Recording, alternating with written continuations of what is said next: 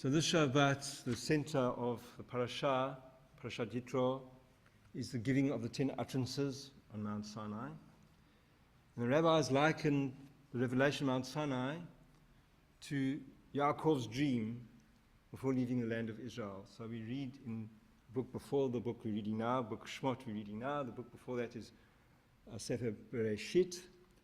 And in that book, we're told of the story of how Yaakov had to flee home because he had cheated his brother out of the birthright, but also his parents sent him back to Mesopotamia to find a wife. And the Torah tells us that before he leaves the land of Israel, he comes to a place and he decides to sleep over that night. So he takes some stones and he makes for himself a pillow for his head, which I always think of that story and think how hard-headed he must have been to be able to sleep on stones.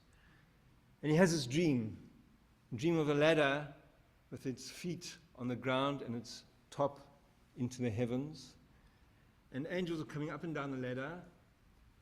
And God stands over Yaakov and promises to look after him on his travels to Mesopotamia and to bring him back safely to the land of Israel so that his descendants would inherit the land.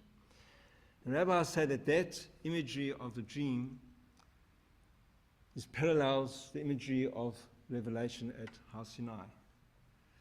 So just as the ladder in Jacob's dream stood on the ground, we are told by the Torah that the people of Israel stood under the mountain. Many translations have it as at the foot of the mountain, but the Midrash understands that it was literally under the mountain. God lifted the mountain above them, and they stood under the mountain. Just as Jacob's ladder reached the heavens, so we are told in chapter 19 of the book of Shmot that the mountain was ablaze with fire into the very heavens. There was probably like a volcano idea. Just as in Yaakov's dream, there are angels going up and down the ladder. So the rabbis say Moshe and Aharon went up the mountain and down the mountain a few times. If you read the narrative of the giving of the 10 utterances. And just as God stood above Yaakov in Yaakov's dream, promising to look after him, so we're told that God meets Moshe on top of the mountain. So clearly the two narratives, the narrative of the dream and the narrative of what happened at Har Sinai, the revelation of Har Sinai, show a link between the physical and the spiritual. And the rabbis understand, especially the Kabbalists understand, that whatever happens here on earth happens up in heaven, parallels what happens in heaven. So therefore when we sing on Say Shalom B'Mromav, we are asking God who makes peace in the heights, bring peace down here on earth.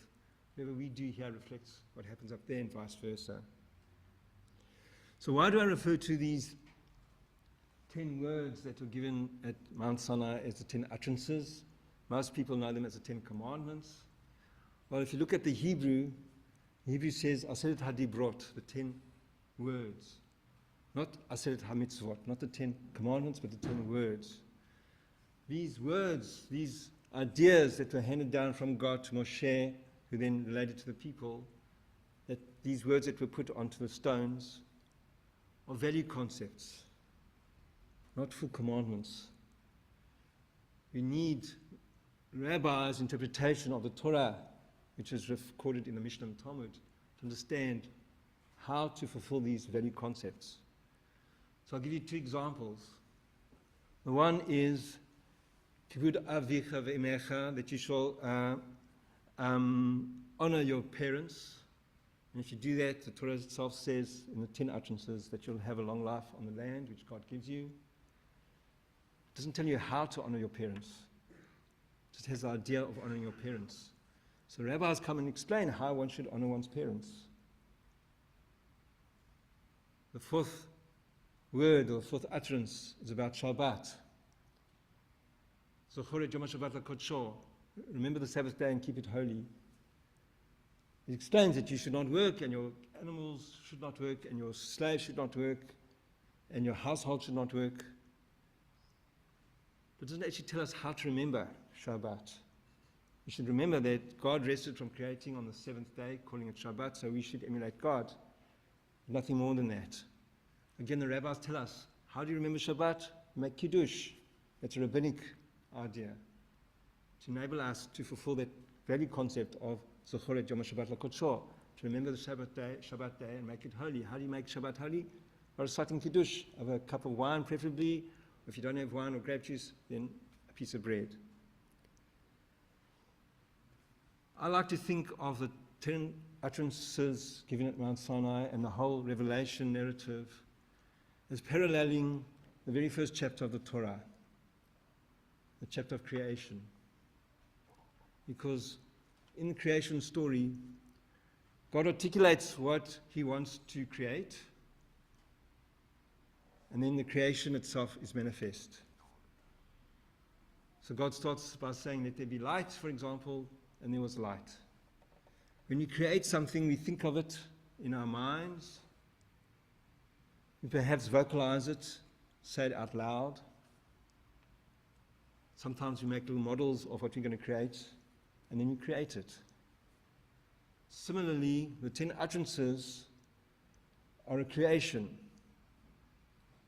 The first chapter of Genesis, of Bereshit, describes the creation of the physical world, which we inhabit and share with other life creatures. The 10 utterances, the 10 words spoken by God to Moshe. The rabbi says some of those words were heard by the people and others weren't, because the people said to Moshe, we're quite afraid of hearing God's voice. We might die. You go up and get the rest and we'll do whatever you tell us to do.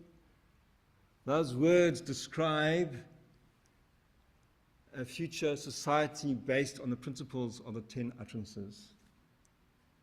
So while Bereshit describes the creation of the physical world, the narrative of the Revelation of Mount Sinai is the creation of a spiritual, righteous society based on the values given at Mount Sinai.